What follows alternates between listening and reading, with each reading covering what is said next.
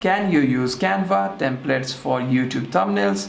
Well, the answer is yes, and here's how to do so. First, you want to simply open the Canva application, and once you're inside the Canva app, what you want to do is you want to simply tap on this create option over here, and on the search bar you want to simply search for YouTube thumbnail. Tap on YouTube thumbnail option over here, and by doing so a 16:9 aspect ratio will be open, and here you'd be able to see all kinds of templates of your YouTube thumbnail as well. You want to simply tap on one thumbnail that intrigues you the most.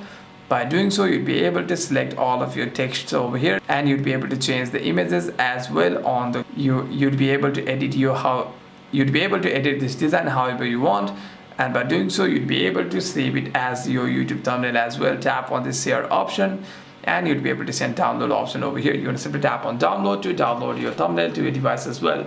Hope this video was helpful, and if you have any further questions, make sure to leave a comment down below, and I'll see you guys in the next one.